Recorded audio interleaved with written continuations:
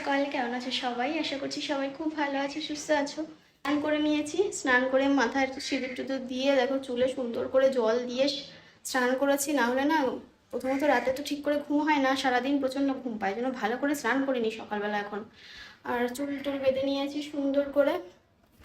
তো এখন খাবো চা, কারণ ঘর মোছা হয়ে গেছে, ঘর ছাড়টাও হয়ে গেছে, বরের স্নান হয়ে গেছে, মেয়েকে খাবার রেডি করিয়ে খাওয়ানো হয়ে গেছে, আর তোমার জামা কাপড় কাচা হয়ে গেছে, জল ভরা হয়ে গেছে। এই যে বাসন সকালবেলা এক কারি বাসন মাজা হয়ে গেছে, আরও জমছে কারণ মেয়েকে খাবার করে দিয়েছি। তো ওই বাসনগুলো চা খেয়ে একেবারে চায়ের বাসনের সাথে মেজে তারপরে বাসন গোছাবো। তো এই সকালের রুটিন যা যা করেছি সকাল থেকে একদম পুরো তোমাদের লাইন দিয়ে বলে দিলাম। আর এখন বাইরে মেঘ মেঘ করেছে। আজকে রান্না বান্না অনেকের বাড়িতে খিচুড়ি হবে, আমি দেখি কি করা যায়, ফ্রিজে কি আছে সেই অনুযায়ী রান্না বান্না হবে, পরে তোমাদের সাথে শেয়ার করছি। এই হচ্ছে আমার সকালের কাজের পর গোছানো গোছানো ঘর। মেয়ে ওখানে পড়াশোনা করছে, বর কাজ করছে, না কাজ করছে, যাই করো। আর এখানে আমার ঘর দোর সুন্দর করে গোছানো হয়ে গেছে। আর এই যে মাছি ধরে বেড়াচ্ছে এর একজন, মাছির দিকে তাকিয়ে রয়েছে।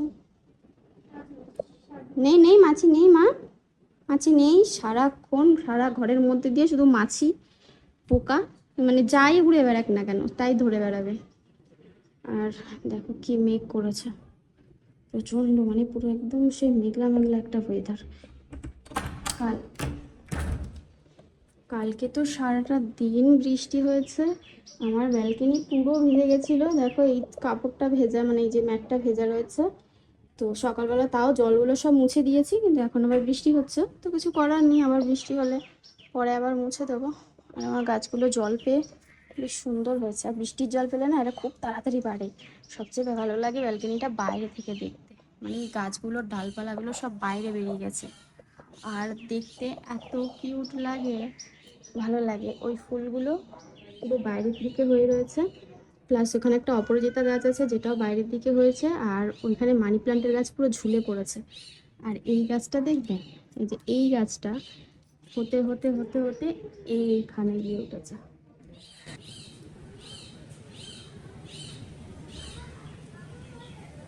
আর এই যে বিস্কুট অর্ডার করে নিলাম বেশ অনেকগুলো, কারণ আমাদের যে টোস্ট বিস্কুট খাওয়া হচ্ছিল মাঝখানে অনেক দিন এক রকমের বিস্কুট খেয়ে নিয়েছি তো।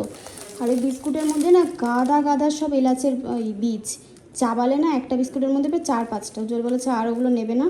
তো আমি আবার বিস্কুটও খুঁজে পাচ্ছিল না বলে আমি বেছে বেছে বেশ কয়েক রকমের বিস্কুট অর্ডার করে দিয়েছি। যেমন এটা হচ্ছে ব্রিটানিয়া টোস্ট মিল্ক আটা রাস্ক, আর এটা হচ্ছে মোনাকো নোনতা নোনতা বিস্কুট, আমার নোনতা বিস্কুট খেতে ভীষণ ভালো লাগে।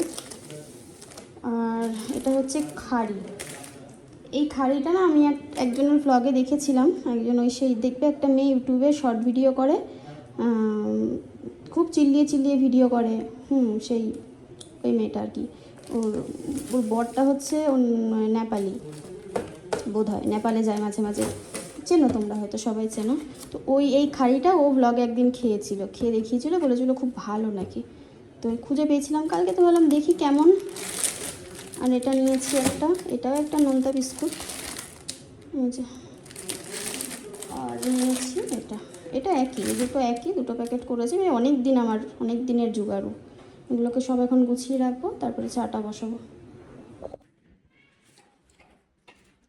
চায়ে গরম গরম চায়ে চা বিক্রি, চা খাবেন। এই দেখো বাইরে বৃষ্টি হচ্ছে, কোথায় গেল? এই দেখো, দেখেছো আবার বৃষ্টি শুরু হয়েছে, দেখেছো? এখানটা ভাত বসিয়ে দিয়েছি, ডালটা ভেজে তারপরে দেবো। চালের ডালে খিচুড়ি হবে এটাই প্ল্যান হলো। আর আমি না অনলাইন থেকে আলু অর্ডার করেছি, কারণ সত্যি কথা বলতে আমি দোকানে সবসময় যেতে পারি না, সম্ভব নয়।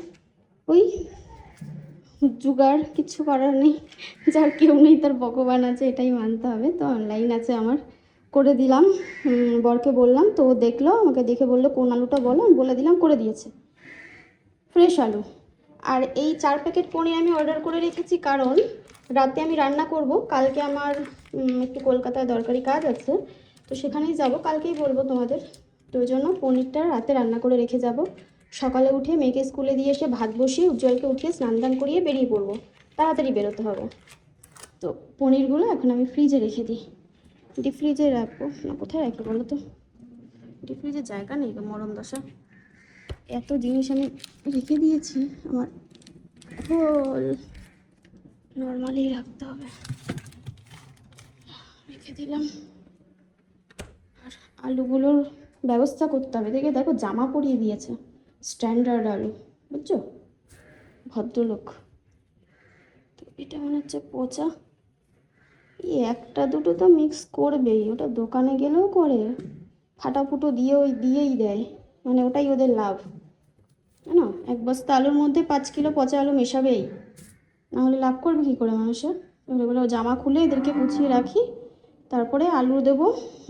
ভাবছি আলু ভাজা করব না আলু ভেজে খিচুড়ির মধ্যে দেবো, দেখা যাক, করে নিই আগে, তারপরে দেখাচ্ছি। রান্না করতে বসলে এত পরিমাণে ঘাম হয় না, একটা গামছা একটা তোয়ালি কিছু না কিছু নিয়ে বসতে হয়। তো দেখো এখনো পর্যন্ত কি কি করে উঠতে পেরেছি রান্নাঘরে। এই যে পটল কেটে নিয়েছি, পটলগুলো একটু শুকিয়ে গেছে, 2-4টে, অসুবিধা নেই। জলে ভিজিয়ে রেখেছিলাম, একটু মেলেছে, এরা পাতলা মেলেছে, ভাজলে ঠিক হয়ে যাবে। আর এখানে আলু ভেজে নিয়েছি, আলুটা খিচুড়ির মধ্যে দেবো, লাল লাল করে ভেজেছি, তবে একটু পরে দেবো, ভাতটা একটু ফুটুক, কারণ আলুটা ভালো করে ভেজেছি। আর এখানে ভাজা বসিয়েছি কাঁকরোল, বেগুন। কাঁকরোল আর বেগুনটা ভাজা হয়ে গেলে তারপরে তোমার পটলগুলো ভেজে নেবো, মানে কাঁকরোল ভাজা, পটল ভাজা, বেগুন ভাজা। আলু যেহেতু খিচুড়ির মধ্যে দেবো, এক্সট্রা করে আলু ভাজা করলাম না, সাথে খিচুড়ি। এছাড়া মানে এর থেকে আর ভালো খাবার বৃষ্টির দিনে কি হয় বলো তো? কিন্তু বৃষ্টি তো হচ্ছে, বাইরে প্রচণ্ড গরমও লাগছে, ঘরে রান্নাঘরে বলে হয়তো বেশি লাগছে, নাহলে হয়তো অতটাও লাগতো না। যাই হোক, চলো রান্নাবান্নাগুলো কমপ্লিট করি তাড়াতাড়ি করে। ও খিচুড়ির মধ্যে আদা লঙ্কা বেটে দিলাম, নুন হলুদ দিয়ে দিয়েছি, চালে ডালে বসিয়েছি। পেস্তার ভাত বসিয়ে দিয়েছি এখানে। আর আমার না খিচুড়ি রান্না হয়ে গেছে, একটু তো ঝোল ঝোল ছিল, আমি জানি না এটা টানবে কিনা, টেনে যাবে, কারণ খিচুড়িতে না একদম পুরো মানে মাখা মাখা খিচুড়ি ভালো লাগে, আমার মাঝে মাঝে একটু হালকা খিচুড়ি ভালো লাগে খেতে। আরে বাবা, কোনটা আমার গেল, এই দেখো, সুন্দর হয়েছে দেখতে। আর এখানে সব ভাজাভুজি করে নিয়েছি, তোমার তো দেখলে কি কি কেটেছি। এবার এটা মাজবো, কড়াইটা মেজে গ্যাস ট্যাসগুলো মুছে তারপরে খাওয়া দাওয়া করবো। তো দেখো রেডি হয়ে গেছি, এখন একটা কাজে বেরোবো। এখন বাজে ওই কালকের টাইমই, মানে খাওয়া দাওয়া করার যে পর যে সময়টা, সেই সময়টা। তো একটু সময় আছে, 1 ঘন্টা হাতে সময় নিয়ে বেরোবো। আর বরের খাওয়া দাওয়া সব কমপ্লিট করিয়ে রেখে যাচ্ছি। তো কালকে তো গেছিলাম একটা জমি দেখতে, আর আজকে একটা ফ্ল্যাটের খোঁজ পেয়েছি। তো সেই দাদার সাথে আর কি কথা হয়েছে সকালে। তো বলেছে যে কোনো দিন আসলে চাইলে আসতে পারো। তো হ্যাঁ, পুরোনো ফ্ল্যাট, তোমাদেরকে দেখাবো আমি যদি যাই, গিয়ে ভিডিও করি। উজ্জ্বলকে দেখানোর জন্য তো ভিডিও করব, বাড়িতে এসে ওকে দেখাবো, তোমাদের সাথেও শেয়ার করব। আর বাদবাকি কি আর শেয়ার করছি না তোমাদের সাথে। দেখি, প্রথম কথা দেখো, দেখতে থাকি, তারপরে ইনস্ট্যান্ট হলে তো ভালোই হতো, তবে ইনস্ট্যান্ট নেওয়ার কথাটা হচ্ছে টাকারও একটা ব্যাপার আছে। চেষ্টা করব তাও যতদূর সম্ভব। আর না হলে নিজেকে সময় দিয়েছি 1 বছর, না হলেও 1.5 বছর, তার মধ্যে যতটুকুনি পারি করে তারপরে হয় জায়গা নিয়ে ঘর করব, নয়তো যদি এরকম রেন্টেড নয়, মানে একটু পুরোনো ফ্ল্যাট পাই, বা আমার যে বাজেট সেই বাজেটের মধ্যে নতুন ফ্ল্যাট হয়ে যায়, তো নিয়ে নেব। তো যেই কারণেই ফ্ল্যাটের কথাও তোমরা অনেকে বলেছিলে। তো ফ্ল্যাটের সমস্যাটা হচ্ছে কি বলতো, সমস্যা নয়, মানে ফ্ল্যাটের যে ভালো দিকটা, এতদিন তো সমস্যার কথা বলেছি। ভালো দিকটা হচ্ছে ফ্ল্যাট একটা ভালো লোকেশনে পেলে আমার সব কিছু সুবিধা হবে। আর উজ্জ্বলের দিক থেকে সিকিউরিটি, মেয়ে রয়েছে, আমি থাকবো একা, তো ওই দিক থেকে একদিকে সেফটি, মানে এই হচ্ছে ব্যাপারটা, আর কিছু না। চলো দেখে আসি, এসে তারপরে মানে গিয়ে তারপরে তোমাদেরকে দেখাচ্ছি।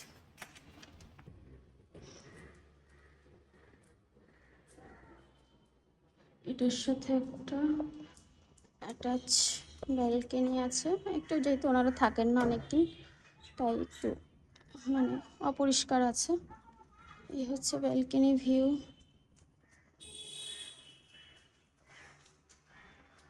বুঝেছো? এই হচ্ছে এটা হচ্ছে ব্যালকনির সাথে অ্যাটাচ ঘরটা, পাশে আর একটা রয়েছে। এটা হচ্ছে ডাইনিং এরিয়া, ঢুকেই এই যে গেট থেকে ঢুকেই এটা হচ্ছে ডাইনিং এরিয়া। আর এটা হচ্ছে ওপেন কিচেন। এই যে এটা হচ্ছে বাথরুমের দরজাটা অনেকটা ছোট। এটা হচ্ছে আর একটা রুমের দরজা। এই হচ্ছে আর একটা রুম।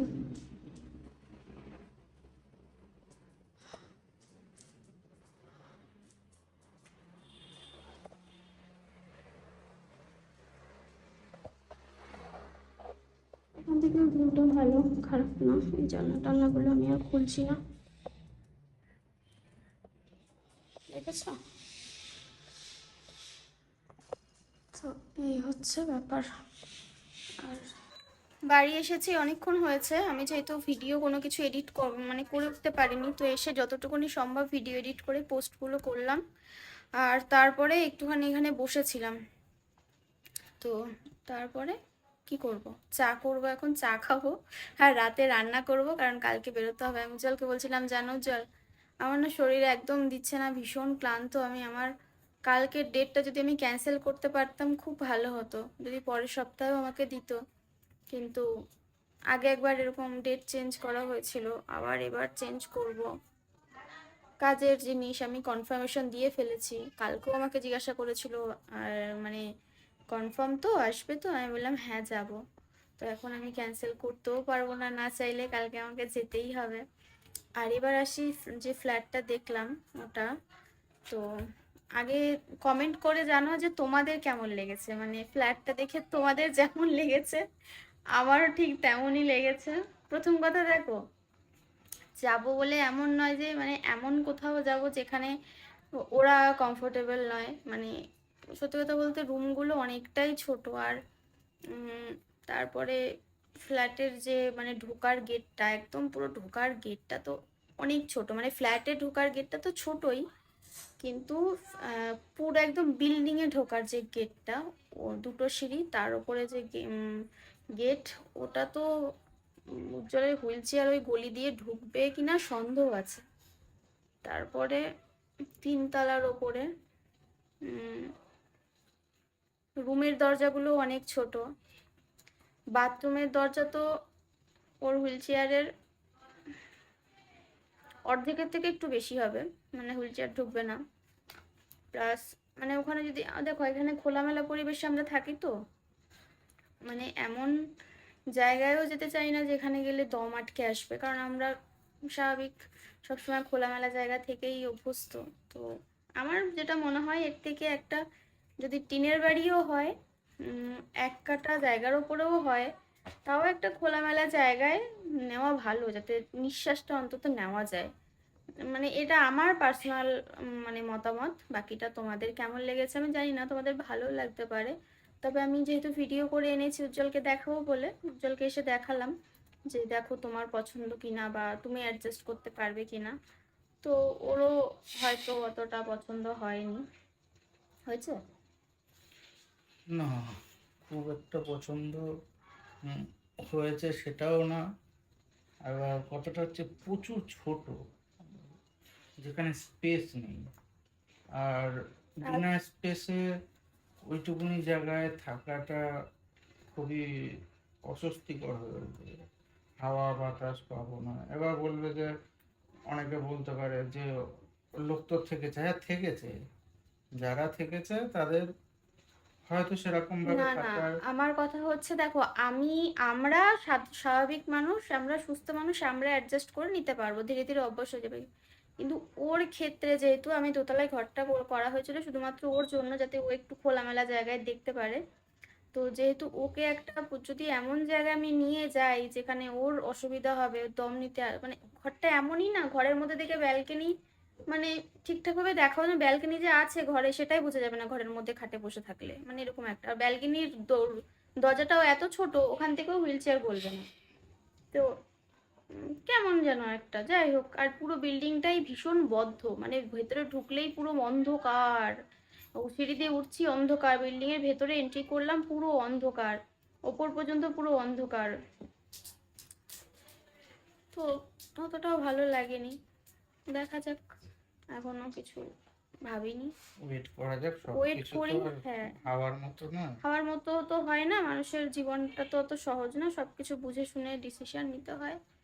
টাইম নিয়েছি আমি, আর বোকার মতো কাজ করতে চাই না, যেটুকুনি। তাড়াতাড়ি কিছু হ্যাঁ, করতে যাব, সেই আবার ভুল হবে। সে আবার ভুল হবে। তার আর থেকে বারবার ভুল করার থেকে একটু সময় নিই, হ্যাঁ, একটু সময় নিই, আস্তে সময় আস্তে। লাগুক, যত দিন যত মাস সময় লাগে লাগুক, আস্তে আস্তে আমি আমার যতটুকুনি পারি, যদি পারি সেভিং করতে থাকি, তারপরে দেখা যাবে কি করা যায়। যদি একটা জমি নিতে পারি, প্রথমে জমি নিলাম, জমি নিলেই তো বাড়ি করা যাবে না, পাঁচিলটা দিয়ে রেখে দিলাম, তারপরে আস্তে আস্তে আবার এক দেড় দু বছর পর যদি সম্ভব হয় আবার কিছু জমি আবার বাড়িতে হাত দিলাম, প্রথমে ভিত করলাম, তারপরে আস্তে আস্তে আবার গাঁথনি শুরু করলাম, পারলে ছাদের ঘর করলাম, না হলে অ্যাডভেস্টার দিলাম, হতে থাক, দেখা যাক, দেখতে থাকি।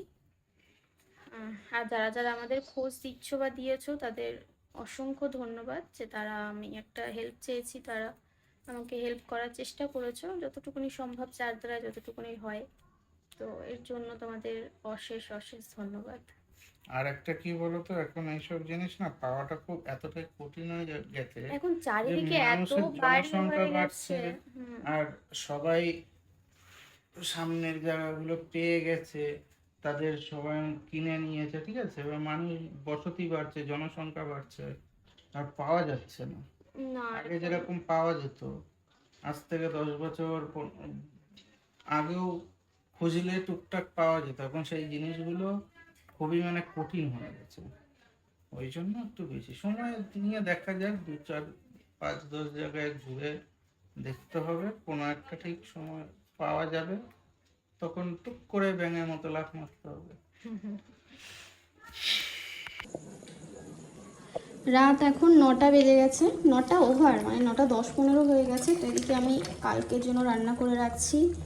পনিরগুলো দেখো একদম বেশ সন্দেশ সন্দেশ মনে হচ্ছে, হয়ে গেছে, নামিয়ে দেবো। একটু হালকা ঝোল ঝোল রাখবো, কারণ এটা যখন ঠান্ডা করে ফ্রিজে রাখবো কালকে সকালে আরও গাঢ় হয়ে যাবে। যদিও সকালে আমি যাওয়ার আগে জাল টাল দিয়ে ভাত রান্না করে রেডি করে রেখে যাবো, বাকিটা তরকারিটা হওয়া থাকলে আর অসুবিধা কোথায়। আর এখানে হচ্ছে আটা মেখে নিয়েছি, কারণ খিচুড়ি আছে, অনেক খিচুড়ি, কালকে খিচুড়িও থাকবে দুপুরে, কালকে বাড়ি ফিরে খিচুড়ি খাবো। এই দেখো, দুপুরবেলা তো সেভাবে খাওয়া হয়নি, আর রাতে এখন আমি আর উজ্জ্বল অল্প অল্প খাবো, থাকবে, বাকিটা ফ্রিজে রাখবো, অসুবিধা নেই। আমার ফ্রিজের খিচুড়ি খেতে খুব ভালো লাগে, জমাট বেঁধে থাকে। মেয়ে খিচুড়ি খাবে না, কারণ ও এত ফেনা ভাত, এত খিচুড়ি ওকে দেওয়া হয়, ও আর খেতে ইচ্ছা করছে না। দুপুরে বহু কষ্টে খেয়েছে, ওর জন্য 2টো রুটি করে দেবো, 2টো খেতে পারবে কি না জানি না, একটু পনির দিয়ে দেবো, খেয়ে নেবে রাতে। আর পেস্তার তো খাবার রয়েছেই, পেস্তার ভাত আছে আলাদা। তো এইটা শোয়ার আগে ফ্রিজে ঢোকাবো, এটা এখন বন্ধ করে রুটিটা করে নেব। আরও কাজ আছে জানো, এডিট আছে, যতটা পারবো করে রাখবো, কারণ কালকে না সকালে টাইম পাবো না দুপুরে টাইম পাবো, সেই সন্ধ্যাবেলা বাড়ি এসে আর নয়তো হবে না দেওয়া ভিডিও।